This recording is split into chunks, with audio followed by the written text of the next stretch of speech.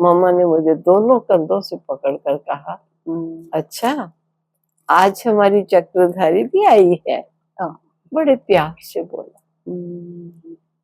और जो 2-3 अन्य खड़े थे उस समय, क्योंकि मामा क्लास में जाने वाले थे, उन्होंने सोचा इनका नाम चक्रधारी। और जब मैं क्लास से बाहर निकली तो सभी कहने लगे राजरानी बहन की बेटी चक्रधारी भी आज आई, क्योंकि मैं फर्स्ट टाइम ही गई जी। तो बाबा ने लिखा, तुम ही चक्रधारी हो, मैं तुझे चक्रवर्ती बनाने आया हूँ। और मम्मा ने मुझे चक्रधारी कहकर पुकारा था।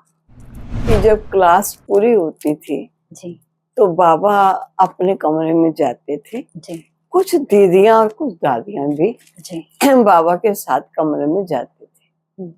और जो बाबा के उस दिन के महावाक्य होते वो रिपीट करते थे। लेकिन मामा कमरे में नहीं चलते। मामा अकेली बाहर, पेड़ लगे हुए थे ऐसे लंबे जी, तो पेड़ों में ऐसे चक्कर काटती थी जी।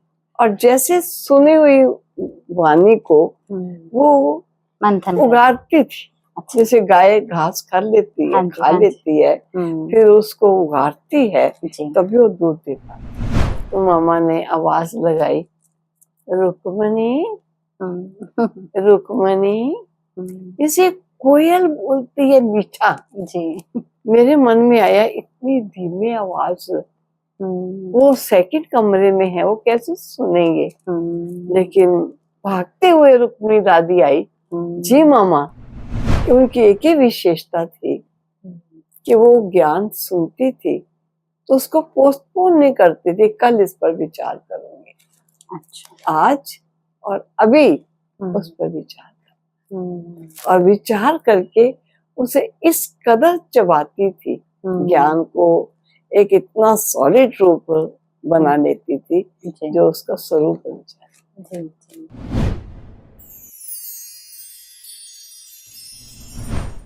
ओम शांति। प्रजापिता ब्रह्मा कुमारी ईश्वरीय विश्वविद्यालय का एक मूलभूत आधार स्तंभ कहा जाता है मातेश्वरी जगत अम्बा जी को। जून मास आते ही हमारे सभी ब्रह्मावत्सों के मन में मम्मा की विशेषताएं, मम्मा की धारणाएं, मातेश्वरी जगत अम्बा जी के जीवन के हर पल को, हर अनुभवों को हम सभी याद करते हैं, सुनने की कोशिश करते हैं। जहाँ तहाँ से अनुभव प्राप्त होते हैं उसको बटोर कर जितना ज्यादा हो सके अपने जीवन में धारणा करने की कोशिश करते हैं। आज हमारा सौभाग्य है हम मातेश्वरी जगत अम्बा जी को जिन नेत्रों ने साकार रूप से देखा, उनके साथ वो अनमोल क्षण बिताए और ऐसी पालना का अनुभव खुद भी जीवन में धारणा मूर्त बनकर आज तक भी अनेक आत्माओं को उसका लाभ प्राप्त करा रही हैं। हमारे बीच में है आदरणीय चक्रधारी दीदी जी। दीदी आपका स्वागत है। दीदी आपसे हम जानना चाहेंगे कि मातेश्वरी जगत अम्बा जी हम यज्ञ की बहुत आधार मानते हैं। मम्मा और बाबा शब्द दोनों को ही एक आधार रूप में हमने सभी ब्रह्मावत्सों ने जाना है। तो मम्मा की ऐसी क्या खूबी थी, जबकि यज्ञ में और भी थे उस समय, दादियां थी और भी बड़े थे, लेकिन क्यों उनको ही मम्मा कहा जाता था या आधार माना गया, मुख्य माना गया उनको? बहुत सुंदर प्रश्न आपने मेरे से पूछा। मैं आपको सर्वप्रथम तो ये बताना चाहूंगी कि ये वो आत्मा थी जो इस ईश्वरीय यज्ञ की प्रथम एडमिनिस्ट्रेटिव हेड कहलाई। चाहे 14 वर्ष की एज में आप इस यज्ञ में आए, लेकिन आपके महत्वपूर्ण रोल ने, आपके जीवन की विशेष धारणाओं ने, आपके त्याग और तप ने बहुत जल्दी आपको राधे नाम से ओम राधे तक पहुंचाया और ओम राधे से मातेश्वरी माँ के पद तक लाया। वास्तव में देखा जाए, छोटी आयु, अल्प आयु, लेकिन बहुत जिम्मेवार आत्मा, जो ईश्वर के यज्ञ में अति आवश्यक आत्मा कहेंगे, इस आत्मा का वो रोल रहा। मैं उनकी क्या बातें सुनाऊं। जब भी मतेश्वरी जी के पास कोई जाता और अपनी उलझन लेकर जाता, तो बड़े प्यार से उसकी उलझन को, उसकी परेशानी को या उसकी समस्या को सुनते और सुनकर जैसे उसे टेका देते कि हाँ मैं सुन रही। लेकिन सुनने के पश्चात उसे यही कहते, आपने इस बात को ऐसे सोचा, अगर आप इस बात को ऐसे ना सोचकर ऐसे सोचते तो आपको कैसा लगता। तो आत्मा मुस्कुराकर कहती, ज्यादा अच्छा लगता। तो वास्तव में देखा जाए, किसी भी बात के लिए हमारी सोच का पॉजिटिव और नेगेटिव दोनों साइड होती। तो दीदी जैसे वो मान लीजिए सोच को चेंज करने को कहती थी, तो ऐसा नहीं होता था कि मातेश्वरी जी हमारी बात को काटकर उनको सुन रही हैं या किसी और को मान रही हैं, ऐसा उनके सामने किसी को भावना आती हो? नहीं, जब वो सुनाते थे तो वो जैसे किसी पर इम्पोज नहीं करते थे। ओके। थोपते नहीं थे जी जी लेकिन उन्हीं से पूछते थे जी कि अगर ऐसा ना कहकर ऐसा कह दिया जाता तो आप क्या समझते, आप जैसा समझो वो बताइए। तो कहते नहीं, मैं मामा समझती हूँ कि ऐसा ना कहकर अगर ऐसा कहा जाता तो इससे हमारी आपसी दूरी नहीं होती और हम एक दो के क्लोज आ जाते। मना ऑप्शन भी देती थी और डिसीजन भी उन्हीं के हाथ में छोड़ती थी। डिसीजन उन्हीं के हाथ जी, में जी। छोड़ती और उस बात को सहर्ष स्वीकार करते हुए जी जो चेहरा मुरझाया हुआ लाए थे और बहुत खुशी गुम जैसे बहुत बड़ी समस्या हो गई जी, उन्हें मामा इस कदर स्नेह और प्यार से और ज्ञान के सत्य स्वरूप से स्पष्ट करती जी कि उसे अपनी भूल का एहसास होता और चेहरा बड़ा खुशनुमा हो जाता। तब मतेश्वरी जी ने कहते कि आपको बाबा के पास जाना था। कहा जी। कहा अभी आप जाओ। कभी बाबा के सामने किसी भी बच्चे को उलझन लेकर उलझे हुए चेहरे से जाए, ये मामा को अच्छा नहीं लगता। वो ज्ञान का सागर, वो विश्व को पावन करता, उसके बच्चे कैसे होने चाहिए। तो मामा उनके उस स्वरूप को निखार करके सौंदर्य, रूहानी सौंदर्य उनको देती हुई फिर उनको कहते थे अब जाओ, बाबा को जो कहना है आप कह के आओ। और जब वो जाते और बाबा उनको बड़े प्यार से देखते और उनके जीवन में इतनी दिव्यता, रूहानियत देखकर बहुत प्यार। ये कमाल थी। मैं ये कहूंगी कि इन चीजों ने उन्हें माँ कहलवाया। थी नहीं माँ जी, उनका नाम तो राधा था जी, लेकिन धीरे धीरे राधे से जब वो ज्ञान सुनाने लगी तो उन्हें ओम राधे कहने लगी। लेकिन ओम राधे के पश्चात जब उन्होंने यज्ञ की बहुत सी रिस्पॉन्सिबिलिटीज बिना कहे उन जिम्मेवारियों को समझा और जिम्मेवारियों को उठाकर सभी को इस कदर स्नेह और पालना दी कि सभी समझते थे यज्ञ हमारा है और इस यज्ञ की पालना करना हमारा फर्ज। इस प्रकार अपने साथी बनाया, ऐसा नहीं कि सब पर डोमिनेट किया लेकिन अपना साथी बनाकर यज्ञ में जाए। इसीलिए उनके साथ और भी बहुत बड़े होने के बावजूद भी किसी को लगा नहीं ऐसा कि ये हमें कुछ कह रहे हैं या हमें अधिकार से ऑर्डर दिया जा रहा है। शायद ऐसी ही आपने जैसे बताया पालना का उनका स्वरूप था कि ऑफर देती थी और अपने आप ही डिसीजन लीजिए, अपने आप ही करिए। एक बात और मैं जानना चाहूँ। नहीं, उसमें क्या था कि ज्ञान में आने वाले उनसे पूर्व ज्ञान में आए जी आयु में भी बड़े थे, अनुभवों में भी कई बड़े, जी लेकिन उन्होंने उनको भी इस ज्ञान को सत्य स्वरूप से अपने जीवन में संजोया और सजाया।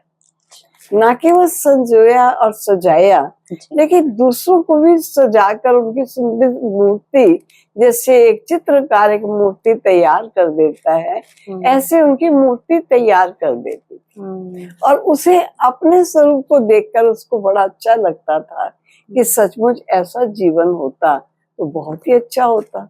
अगर ऐसा मेरा व्यवहार होता तो कितना अच्छा होता। तो उस समय उनके हृदय से निकलता कि ये कन्या नहीं, माँ, ये माँ की तरह प्रेजेंटेबल बना देते थे। जी जी दीदी, मम्मा बहुत छोटी उम्र में आई थी, और जब आई थी जैसे आपने बताया 14 वर्ष की उम्र थी, और उनका कहते हैं, हमने जो सुना है इतिहास में, उनका बोल भी बहुत मीठा था, गाती थी बोलती थी तो बहुत ही स्वीटनेस निकलती थी।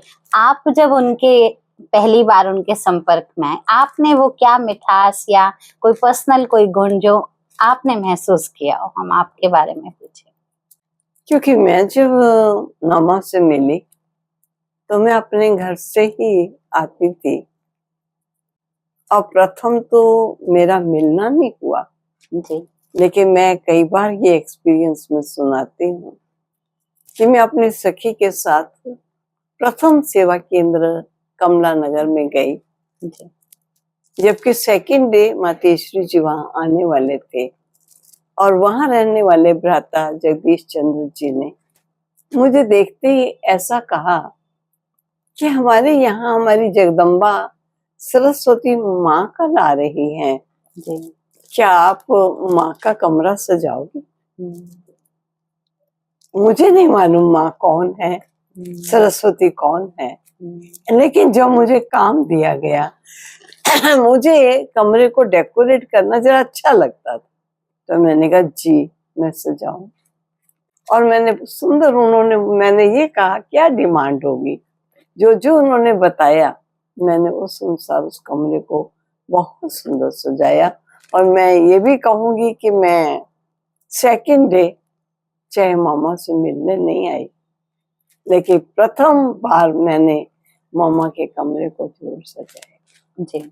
और जब मेरा प्रथम मिलना हुआ, मैंने देखा उनके नैनों में जैसे एक जादुई आकर्षण होता है, बहुत प्यार से और स्नेह की भरपूर नेत्र हैं, और मुझे देख रही।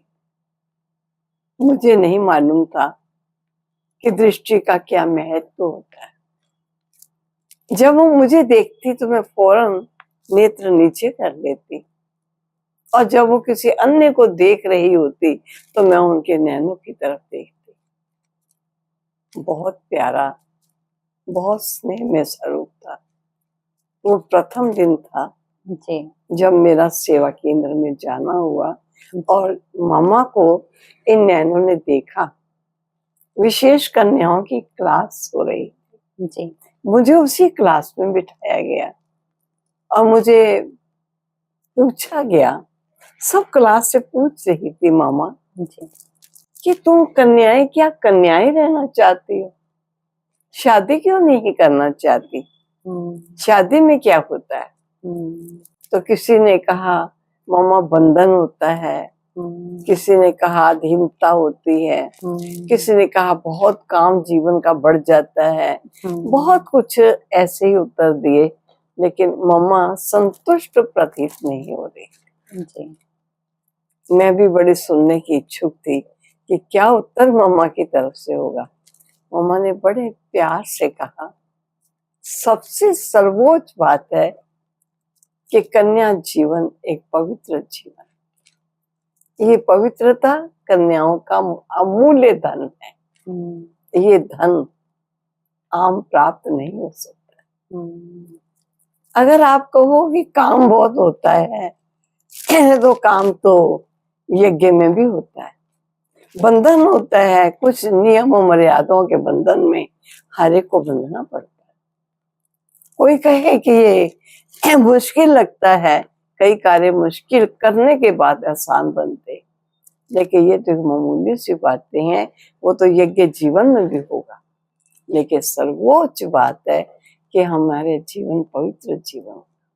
जब मामा बोल रही थी, ऐसा लग रहा था कि विष हरनी सबका विष पी रही हो और सबको पवित्रता का एक एहसास हो रहा है और पवित्र जीवन जीने का एक सुंदर प्रेरणा मिल रही हो।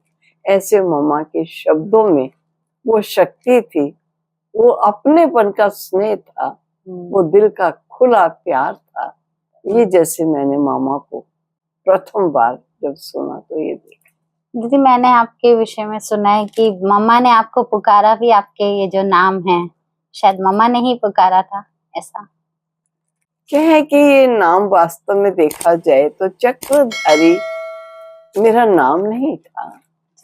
जब लौकिक हमारी माता जी ज्ञान में चलते थे तो मुझे कहा करते थे कि भक्ति आप भी बहुत करती हो, भक्ति मैं भी बहुत करती थी, लेकिन जिस भगवान को प्राप्त करने की भक्ति करती थी, मुझे तो भगवान मिल गया। आपकी भक्ति रह गई है, आप भक्ति करो, लेकिन मैं भगवान का ज्ञान सुनूंगी। मैं जब भी भक्ति करती थी हमेशा हाथ जोड़ के आंख मूंद कर दो ही बातें कहती थी, हे भगवान, मुझे लौकिक शिक्षा आनी चाहिए और आप मुझे मिल जाओ, मुझे और कुछ नहीं चाहिए। और जो मम्मी ये कहती कि भगवान तो आ चुके हैं, वो ज्ञान सुना रहे हैं, मैं तो ज्ञान सुनूंगी, आप भक्ति करो, क्योंकि आपकी भक्ति अभी शायद अपूर्ण रह गई। तो भक्ति करते करते मुझे एक दिन विचार आया कि वो कहते हैं कि कैसे तुलसीदास वो चंदन ही घोटते रह गए और श्री राम जी तिलक लेकर चले भी गए। कहीं ऐसा ना हो जाए कि भगवान आए और आके चला जाए और हम उनसे मिल ना पाए। ये विचार बड़ी तेजी से मन में आया और मैंने कागज पेन पकड़ा और एक लेटर माउंट आबू में बाबा के नाम लिख डाला। 5-6 पेज का पत्र था वो। अच्छा। बड़े प्यार से मैंने लिखा जी, सचमुच अगर आप धरा पर आए हो, मैं श्री कृष्ण को मानती हूँ और श्री चक्रधर के नाम से ही मानती, और आप धरा पर आए हो, मुझे निश्चय है कि मुझे मिले बिना आप कभी जा नहीं सकते। मैं सच्चे मन से भक्ति करती हूँ, झूठे मन से नहीं करती। और सचमुच अगर आप आ गए हो, आप मुझे लिखें कि मैं आ गया हूँ, मैं तभी आपकी बातों को सुनूंगी, वरना मैं नहीं सुनूंगी। मैं इस क्लास में पढ़ती हूँ, ये मेरे माता पिता का नाम है, सब परिचय मैंने अच्छी तरह 5-6 पेज का पत्र लिखा। और मुझे पीछे पता चला कि वे पत्र बाबा ने क्लास में पढ़वा कर सुनवाया था। अच्छा। और मामा ने भी ये पत्र सुना था। और बाबा ने मुझे 2 दिन के बाद ही वो पत्र घर के एड्रेस में उत्तर भेजा। अच्छा, आपको रिप्लाई आया? रिप्लाई आया। मैंने जब मम्मी को बताया कि आपके बाबा का पत्र आया है जी, तो उन्होंने कहा हमारे बाबा ना तो घरों से गया पत्र वो रिसीव करते हैं, ना एक एक के घर में पत्र उत्तर ही देते हैं। उनको विश्वास ही नहीं हुआ कि ऐसा आ सकता। वो कहते थे कि अगर ऐसे ही वो पत्र रिसीव करने लगे, उत्तर देने लगे तो कितने पत्र ढेर लोग हैं। हाँ जी। तब मैंने उन्हें बड़े निश्चयात्मक रूप से कहा जी, अगर वो आपके बाबा हो तब ना। हाँ। अगर वो मेरे भी बाबा हो जी तो उत्तर दे सकते जी। तो मैंने उनको उत्तर दिखाया जी। वो लाल पेंसिल से लिखा उत्तर बाबा का राइटिंग पहचानते जी, जिसमें चंद शब्द ही अब तो मुझे याद है, इतने 60-62 साल 65 साल की बात जी, है जी। लेकिन उनका इतने शब्द याद हैं कि बच्ची का पत्र पाया, बाप दादा हर्षाया जी। बच्ची तुम अपने प्रीतम का फोटो तो भेजो, तुम ही चक्रधारी हो, जिस चक्रधारी को तुम मानती हो तुम्हें चक्रवर्ती बनाने के लिए ही तो बाप आया है। अच्छा। ये बाबा के बड़े प्यार भरे शब्द थे जी। जो मुझे बाद में सेंटर में जाकर वो पत्र सुनाने का अवसर भी मिला। अच्छा। तो मामा ने जब ये मेरा पत्र सुना था जी। तो लौकिक माता जी का मैंने जिक्र किया था जी। क्योंकि माता जी को यज्ञ माता कहते थे। जी, सभी पहचानते थे जी, उनको। जी, तो मम्मी के साथ मैं माता जी को कीर्ति नगर दिल्ली में आए हुए थे। अच्छा। तो मैं उनसे जब मिलने के लिए गई जी। तो मम्मी के साथ माता जी के साथ मामा ने जब मुझे देखा तो पहचाना ये वही है हाँ। जिसका पत्र आया। जी। तो मुझे देखते ही, क्योंकि सभी मामा से गले लग के मिल रहे थे, जी। मैं भी आगे बढ़ी कि शायद यहाँ गले लग के मिलने का ही सिस्टम रिवाज होता है। हाँ। मामा ने मुझे दोनों कंधों से पकड़कर कहा, अच्छा आज हमारी चक्रधारी भी आई है। बड़े प्यार से बोला।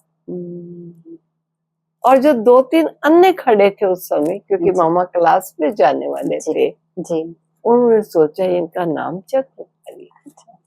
और जब मैं क्लास से बाहर निकली तो सभी कहने लगे राजरानी बहन की बेटी चक्रधारी भी आज आई, क्योंकि मैं फर्स्ट टाइम ही गई जी। तो बाबा ने लिखा तुम ही चक्रधारी हो, मैं तुझे चक्रवर्ती बनाने आया हूँ। और मम्मा ने मुझे चक्रधारी कहकर पुकारा था। कितना सौभाग्य दीदी। आपको जब अपने पहली बार मम्मा के मुंह से जैसे सुना तो आपको नहीं लगा किसी को बुला रहे हैं या मुझे ही बुला रहे हैं?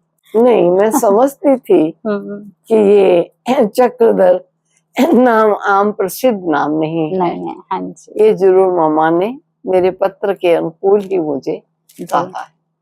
और मामा का बहुत प्यार भरा बोलना जी, बहुत प्यार से भरपूर। जी जी जी। मैं एक बार रजौरी गार्डन में गई जी जी मामा के पास जी। और मामा ने एक दादी को बुलाना था किसी कार्यवश जी। वो दूसरे कमरे में थे, मामा एक कमरे में थी जी। मैं मामा के पास बैठी थी जी। तो मामा ने आवाज लगाई, रुक्मणी रुक्मणी। इसे कोयल बोलती है मीठा जी। मेरे मन में आया इतनी धीमी आवाज, वो सेकंड कमरे में है, वो कैसे सुनेंगे।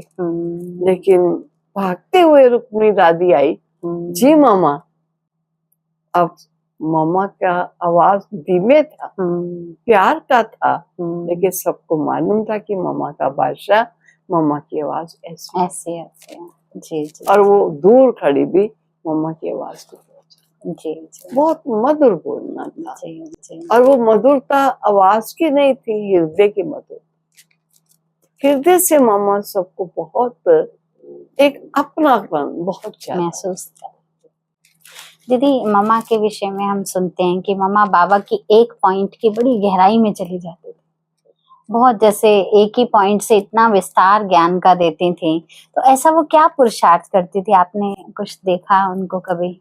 मैंने देखा जी कि जब क्लास पूरी होती थी जी तो बाबा अपने कमरे में जाते थे जी। कुछ दीदियां और कुछ दादियां भी जी बाबा के साथ कमरे में जाते थे और जो बाबा के उस दिन के महावाक्य होते जी वो रिपीट करते थे जी। लेकिन मामा कमरे में नहीं चलती। मामा अकेली बाहर, पेड़ लगे हुए थे ऐसे लंबे जी, तो पेड़ों में ऐसे चक्कर काटती थी जी। और जैसे सुनी हुई वाणी को वो मंथन उगाड़ती थी। अच्छा। जैसे गाय घास खा लेती है, खा लेती है, फिर उसको उगाड़ती है, तभी वो दूध दे पाती जी जी जी। तो मम्मा का ऐसा प्रतीत होता था कि वो जो सुना हुआ है उसको अंदर अपने जीवन में ला करके उसको किस प्रकार अपना रही है।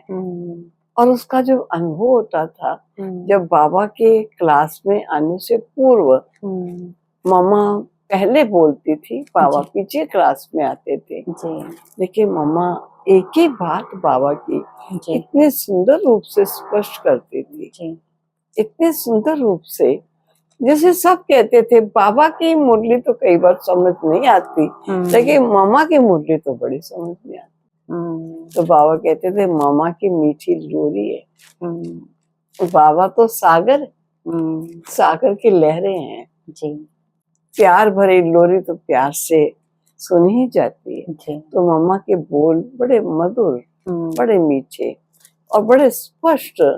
मान लीजिए जो बाबा ने कहा उसको उसी दिन सुनना और जीवन में लाना। इस बात पर मैं आपको सुनाना चाहूंगी। जी कोई ने कहा कि मम्मा का तो शुरू से ही स्वभाव था कि मम्मा कम बोलना, धीरे बोलना, मीठा बोलना, जी बहुत मम्मा का माधुर्य में जीवन था। जी तो जगदीश भ्राता जी ने कहा नहीं, अवश्य कोई पुरुषार्थ होगा जिस पुरुषार्थ से वो ज्ञान को इस कदर अपने जीवन में मनन और मंथन में लाई हो। जी तब उन्होंने कहा कि उनकी एक ही विशेषता थी कि वो ज्ञान सुनती थी तो उसको पोस्टपोन नहीं करती थी, कल इस पर विचार करूंगी। अच्छा आज और अभी उस पर विचार कर, और विचार करके उसे इस कदर चबाती थी, ज्ञान को एक इतना सॉलिड रूप बना लेती थी जो उसका स्वरूप बन जाए। और फिर वो स्वरूप में रहकर जब वो बात सुनाती थी तो लगता था कि बाबा ने किस भाव से सुनाया, और हमको वो सब चीज बच्चों को बहुत प्यार से बाबा समझ के में मम्मा एक्सेप्ट होती थी बात, एक्सेप्ट हाँ होती जी थी, जैसे बड़े प्यार से हमें ये चीज थी। जी जी दीदी, मम्मा के विषय में हम सुनते हैं कि मम्मा के दो शब्द बहुत मशहूर थे। एक तो हुक्मी हुक्म चला रहा है, दूसरा जब भी बाबा कुछ भी कहते थे तो मम्मा जी बाबा कहते थे, माना हाँ जी का पाठ उनके जीवन में था। तो इस पर ये चीजें उन्होंने धारणा करी थी, उनको पुरुषार्थ करना पड़ा, या ये औरों को भी भावना बिठाने के लिए मम्मा ने ये ऐसी कोई फ्रेम बनाया था?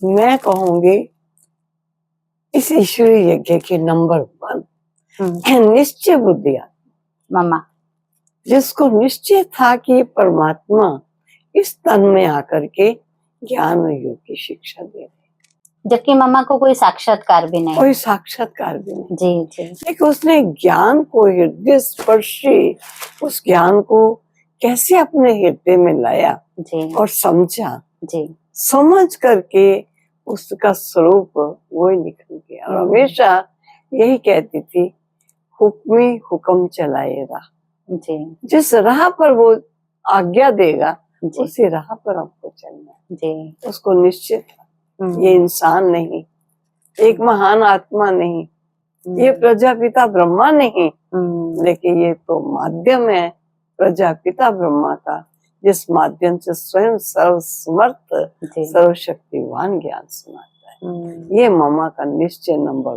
1। एक बार कहते हैं ना, पार्टी कोई आई थी तो उनको भी मम्मा ने बड़ा, बाबा ने कहा और मम्मा ने करके दिया था, ऐसा कुछ अनुभव आपसे सुनते हैं? ये प्रसिद्ध अनुभव हो चुका अभी तो, जी जी क्योंकि बाबा कुछ भी कहे जी मम्मा ने कभी ना नहीं की। जी एक बार बाबा ने कहा था कि मामा कुछ चित्र बनाने हैं।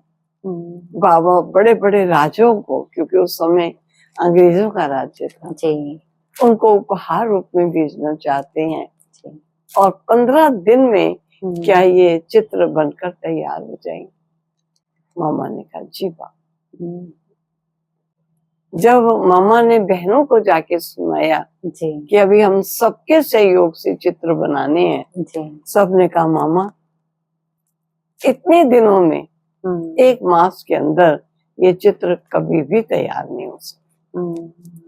मामा को निश्चय था कहने वाला कौन है, क्या उसे नहीं मालूम कि ये तैयार हो सकते हैं या नहीं हो सकते। जब उसने कहा है उसको मैं ये नहीं कह सकती इतनी जल्दी तैयार नहीं हो सकती। और सचमुच वो चित्र तैयार हुए, निश्चित तारीख पर हो गया, निश्चित तारीख के 2 दिन पहले। पहले ही हो गया।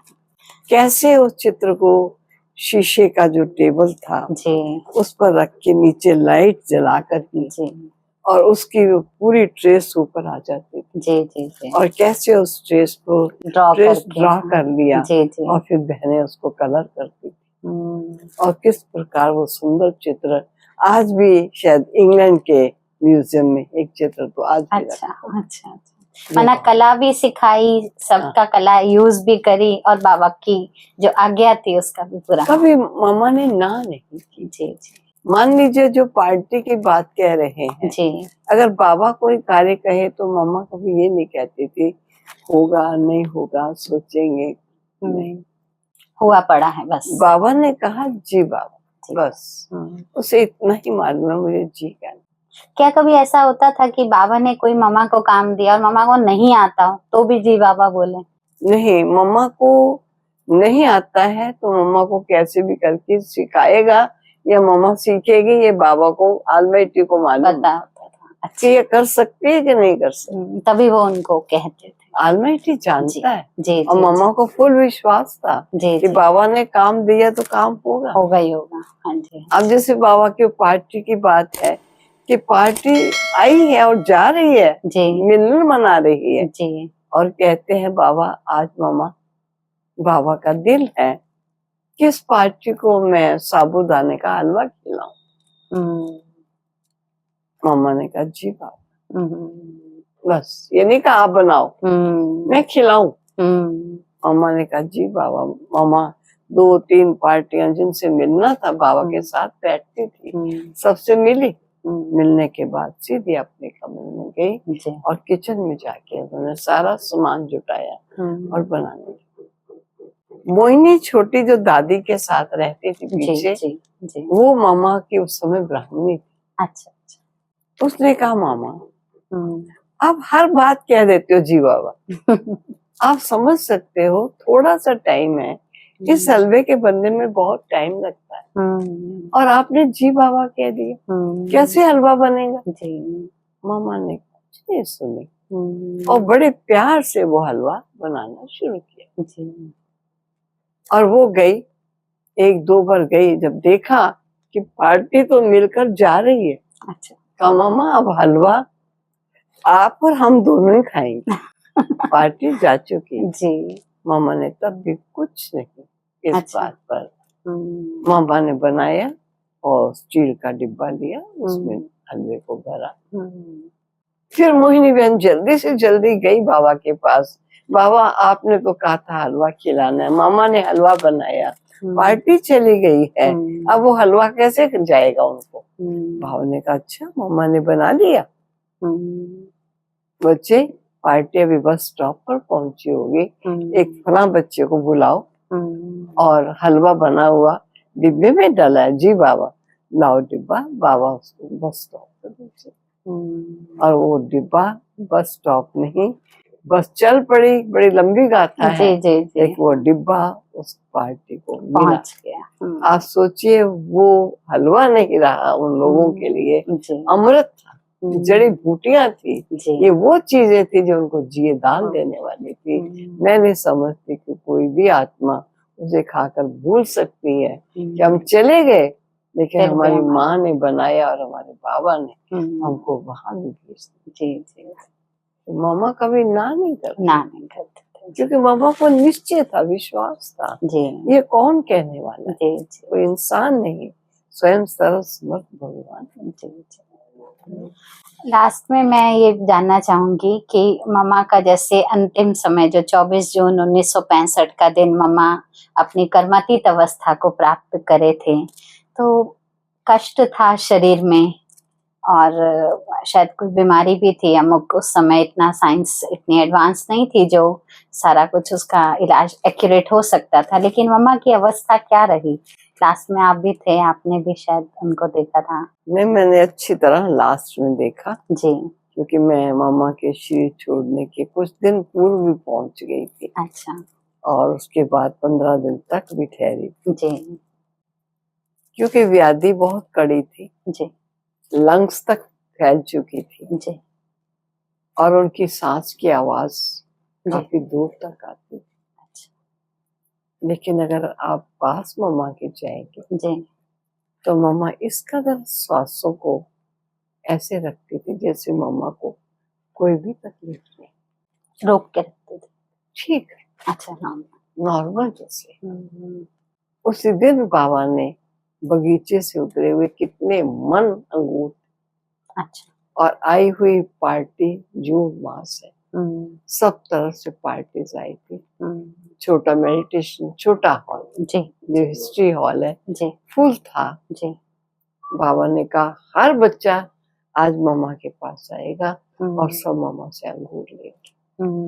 यहाँ तक कि मिस्त्री, मजदूर, धोबी, सभी को, माली, सभी को बुलाओ और उनके बच्चे तक आए।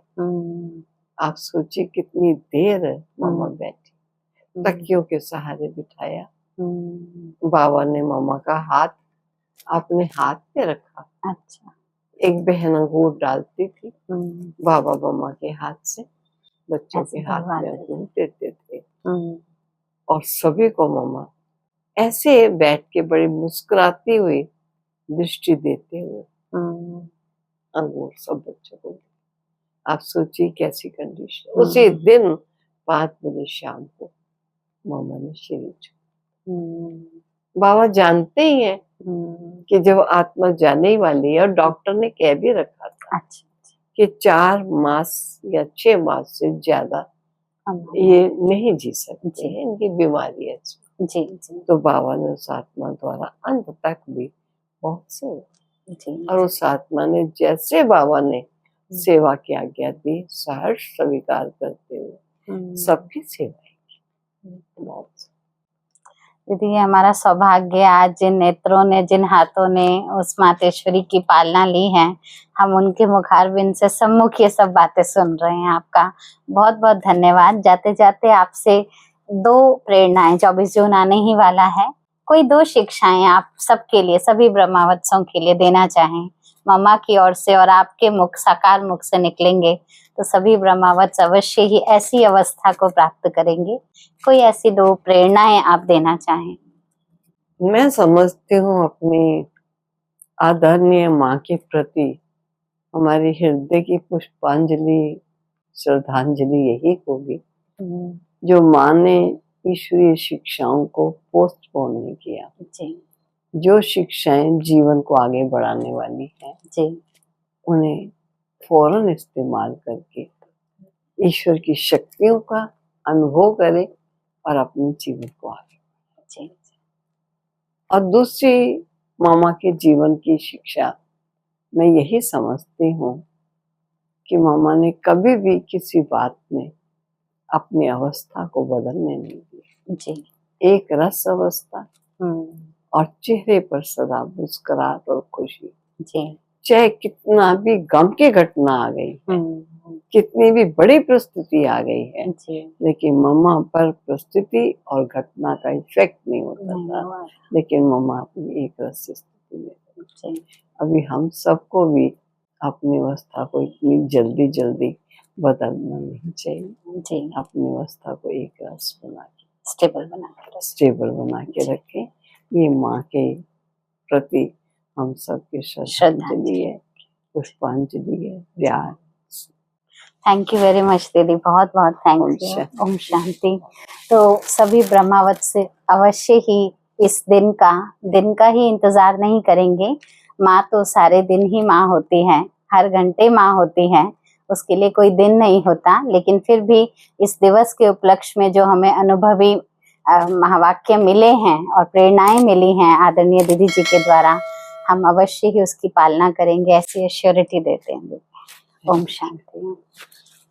अगर इस वीडियो से संबंधित आपका कोई सवाल है तो आप हमें कमेंट सेक्शन में बता सकते हैं, और अगर आप हमसे जुड़ना चाहते हैं या निशुल्क राजयोगा मेडिटेशन सीखना चाहते हैं तो डिस्क्रिप्शन में दिए हुए नंबर पर कॉल करें या फिर www.brahmakumaris.com पर जाकर अपने नजदीकी सेवा केंद्र का पता प्राप्त करें। धन्यवाद।